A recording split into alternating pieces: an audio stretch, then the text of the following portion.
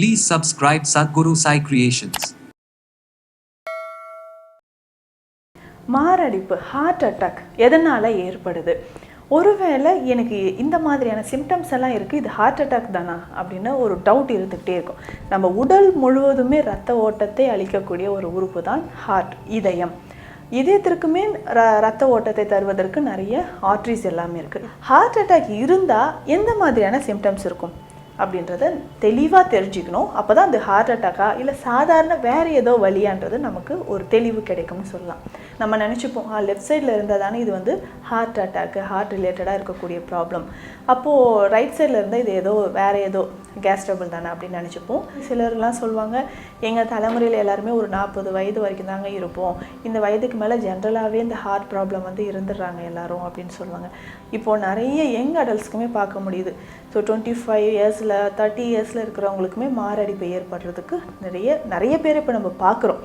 அதற்கு என்னென்ன காரணங்கள் பார்த்தோம்னா,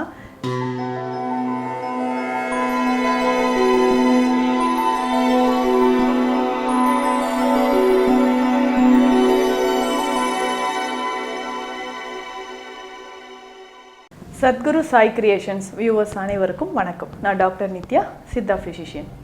மாரடைப்பு ஹார்ட் அட்டாக் எதனால் ஏற்படுது? ஒருவேளை எனக்கு இந்த மாதிரியான சிம்டம்ஸ் எல்லாம் இருக்குது, இது ஹார்ட் அட்டாக் தானா அப்படின்னு ஒரு டவுட் இருந்துகிட்டே இருக்கும். சிலர் லைட்டாக நமக்கு வந்து நெஞ்சு வலி வந்துருச்சுனாவே ஐயோ எனக்கு ஹார்ட் அட்டாக் வந்துருச்சு, ஹார்ட்டில் ஏதோ ப்ராப்ளம் பயந்துப்போம். ஆனால் உண்மையிலேயே நமக்கு ஹார்ட்டில் ப்ராப்ளம் இருக்குது, அட்டாக் இருக்குன்னா இதுதான் ஹார்ட் அட்டாக்னு தெரியாமலும் நம்ம கேர்லெஸ்ஸாக இருந்து பெரிய பாதிப்பு ஏற்படுறதையும் பார்க்குறோம். இப்போ இந்த ஹார்ட் அட்டாக் அப்படின்னா நம்ம இதயத்திற்கு செல்லக்கூடிய இரத்த ஓட்டத்தில் ஏதாவது ஒரு பகுதியில் வந்து இரத்த ஓட்டம் இல்லாமல் இருக்கிறது. நம்ம உடல் முழுவதுமே இரத்த ஓட்டத்தை அளிக்கக்கூடிய ஒரு உறுப்பு தான் ஹார்ட், இதயம். இதயத்திற்குமே இரத்த ஓட்டத்தை தருவதற்கு நிறைய ஆர்ட்ரிஸ் எல்லாமே இருக்குது. இதில் வந்து right coronary artery, left coronary artery தான் ரொம்ப முக்கியம். கரோனரி ஆர்ட்ரி ரொம்ப முக்கியம். இது வலது இடது அப்படின்னு 2 பக்கமாக பிரிஞ்சு நமக்கு ஹார்ட் மசில்ஸ்க்கு வந்து சப்ளை பண்ணுதுன்னு சொல்லலாம். இப்போ இந்த ஹார்ட் மசில்ஸ்க்கு சப்ளை பண்ணும்போது அதில் ஏதாவது பாதிப்பு ஏற்பட்டுச்சுன்னா தான் நமக்கு ஹார்ட் அட்டாக் ஏற்படுது. அப்போது குறிப்பிட்ட இடத்துல இரத்த ஓட்டம் செல்லாமல் இருக்கும்பொழுது இதய தசைகள் செயலிழப்பு ஏற்பட்டு அந்த இடத்தில் இருக்கக்கூடிய செல்கள், தசைகள் வந்து செயலிழப்பு ஏற்பட்டு, அதாவது அழுகும் தன்மை வருது. இது வந்து நாளடைவில் ஏற்படக்கூடியது. இனிஷியலாக இரத்த ஓட்டம் இல்லைன்னா செயலிழப்பு ஏற்பட்டு அதனால் வரக்கூடியது தான் ஹார்ட் அட்டாக் அப்படின்னு சொல்கிறோம். பொதுவாக இந்த ஆர்ட்ரிஸில் ஏதாவது ஒரு பிளாக், த்ராம்போஸ் இருக்குது, இல்லை கொழுப்புக்கு போய் சேர்ந்து அத்ரோஸ்க்ளிரோசிஸ் மாதிரியான கண்டிஷன் இருக்குன்னா கொழுப்புக்கள் இந்த இரத்த நாளங்களில் சேர்ந்து நமக்கு இரத்த ஓட்டத்தை தடைப்படுத்தும் பொழுது தான் ஹார்ட்டில் நமக்கு இந்த பிரச்சனைகள் ஏற்படுது, ஹார்ட் அட்டாக் மாதிரியான பிரச்சனைகள் ஏற்படுது. இப்போது ஹார்ட் அட்டாக் இருந்தால் எந்த மாதிரியான சிம்டம்ஸ் இருக்கும் அப்படின்றத தெளிவாக தெரிஞ்சுக்கணும். அப்போ தான் அது ஹார்ட் அட்டாக்கா இல்லை சாதாரண வேறு ஏதோ வலியான்றது நமக்கு ஒரு தெளிவு கிடைக்கும்னு சொல்லலாம். இப்போது கேஸ்ட்ரைட்டிஸ் இருக்குதுன்னு வச்சுக்கோங்களேன், வாயு தொல்லை இருந்தாலும் நமக்கு வலி இருக்கும். வாயு தொல்லை இருந்தால் எந்த மாதிரியான வலி இருக்கும்? இடது பக்கம் வலி இருக்கலாம், வலது பக்கம் நெஞ்சு பகுதியிலையும் வலி இருக்கலாம், முதுகுலெல்லாம் வலி இருக்கும், தொடர்ந்து ஏப்பம் வந்துக்கிட்டே இருக்கும். ஒருவேளை ஏதாவது இந்த வாயு தொல்லைக்கான மருந்துகள் எடுக்கும் பொழுது வலி குறைய ஆரம்பித்து கொஞ்ச நேரத்தில் மறைஞ்சிரும். இது வந்து சாதாரணமாக வாயு பிரச்சனையினால் வரக்கூடியது. இல்லை ஒருவேளை நம்ம லெஃப்ட் சைடில் ஹேண்டில் வந்து ஏதாவது வெயிட் ரொம்ப நேரம் தூக்கியிருக்கோம், ஏதாவது ஒர்க் பண்ணிக்கிட்டே இருக்கிறனாலும் செஸ்ட் பெயின் வந்து வரலாம்.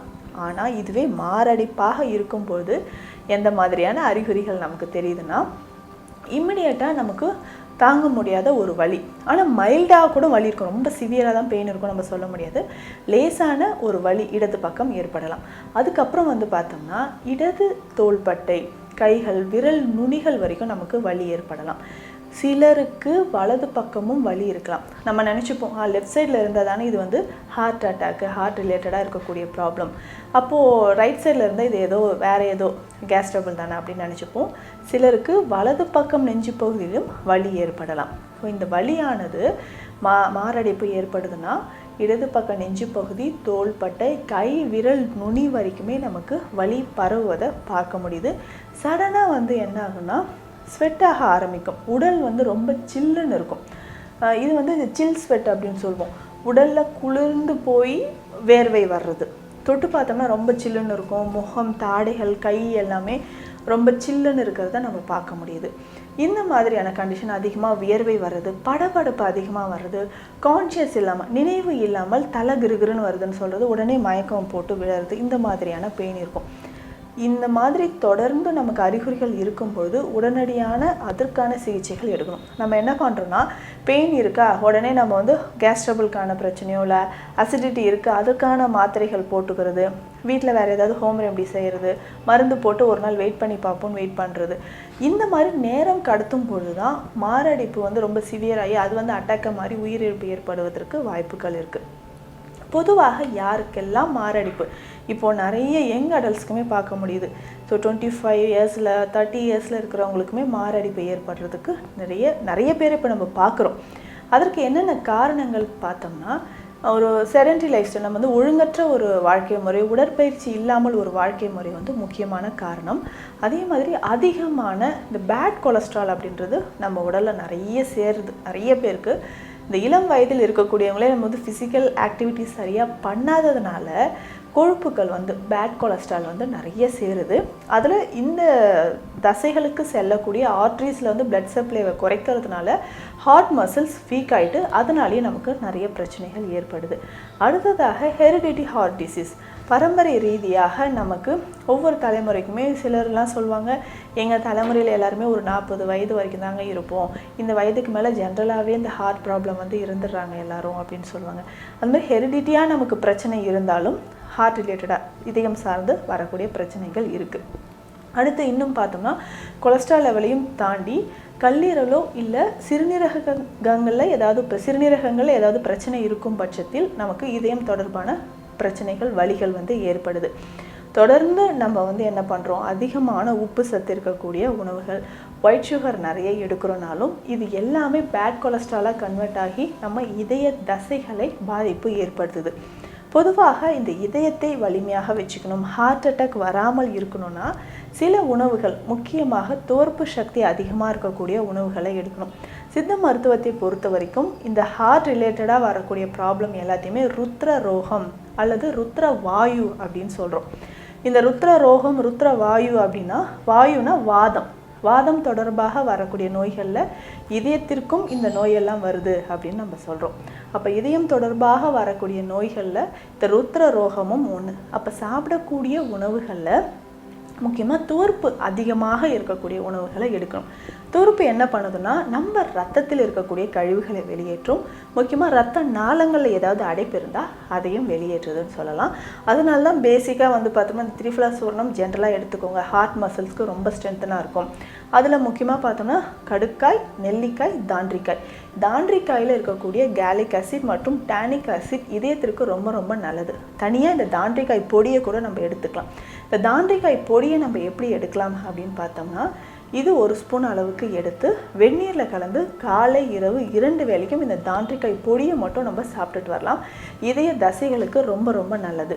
அதே மாதிரி அர்ஜுனா மரப்பட்டை, மருதம் பட்டை, இந்த 2 மரப்பட்டைகளையுமே இதய தசைகளை வலிமைப்படுத்துவதற்கு நம்ம எடுத்துக்கலாம். இதை வந்து நம்ம 1-2 இடிச்சிட்டு கஷாயம் மாதிரி போட்டு டெய்லி காலையில் குடிச்சிட்டு வரலாம். இல்லை மருதம்பட்டை குடிநீர் அப்படின்ற மருந்து சித்த மருத்துவமனைகள்லையோ இல்லை மருந்தகங்கள்லையோ கிடைக்கும். இதையும் நம்ம வாங்கி ஒரு நாளைக்கு 2 வேளையை நம்ம கஷாயம் குடிச்சிட்டு வரலாம். தோற்பு சக்தி அதிகமாக இருக்கக்கூடிய பொருட்களை உணவில் நிறைய சேர்த்துக்கணும். முக்கியமாக பார்த்தோம்னா குப்பை மேனி நமக்கு பயன்படுதுன்னு சொல்லலாம். குப்பை மேனி எப்படி இதயத்திற்கு பயன்படுது அப்படின்னு பார்த்தோம்னா, இது ஸ்கின்னுக்கு தானே, ஹார்ட்டுக்கு இது நல்லதான்னு நிறைய பேர் யோசிப்பீங்க. ஹார்ட்டுக்கு ரொம்ப ரொம்ப நல்லது. இந்த குப்பை மேனி பொடியுமே ஒரு வாரத்துக்கு 2-3 நாளோ இல்லை தொடர்ந்து நம்ம என்ன பண்ணலாம், ஒரு 1/2 ஸ்பூன் அளவுக்கு எடுத்து வெந்நீரில் கலந்து குடிக்கலாம். இல்லை இலைகள் பச்சையாக இருக்கும்போது தண்ணீரில் போட்டு நல்லா கொதிக்க வச்சு குடித்தோம்னாலும் இதய தசைகள், அதாவது ஹார்ட் இம்பல்ஸ் வந்து கரெக்டாக இருக்கிறதுக்கு அது ரொம்ப ரொம்ப ஹெல்ப்ஃபுல்லாக இருக்கும். குப்பை மேனி இலைகளையோ இல்லை பொடியோ நம்ம வெந்நீரில் கலந்தோ இல்லை கஷாயம் மாதிரியோ குடிச்சிட்டு வரலாம். இதயம் வலிமை பெறுவதற்கு நான் சில வழிமுறைகளை சொல்லியிருக்கிறேன். ஒருவேளை நாம் சொன்ன மாதிரி இந்த அறிகுறிகள் ஏதாவது தெரிஞ்சதுன்னா இம்மிடியேட்டாக அதற்கான சிகிச்சைகள் எடுக்கணும். சாதாரண வலி எது, இல்லை இதயம் தொடர்பாக ஹார்ட் அட்டாக் வருவதற்கான அறிகுறிகள் எதுன்றது நமக்கு நல்லா தெரியணும். ஸோ இந்த மாதிரி நம்ம பிரித்து பார்க்கும்பொழுது நமக்கு நல்ல பலனை தருது அப்படின்னு சொல்லலாம். இந்த மாதிரி சின்ன சின்ன குறிப்புகளும் சித்த மருந்துகளும் எடுத்துகிட்டு வந்தோம்னா இதய தசைகளும் வலிமை பெறும், மாரடைப்பு வராமலும் ஆரோக்கியமாக வாழலாம். மீண்டும் அடுத்த பதிவில் சந்திக்கலாம். நன்றி.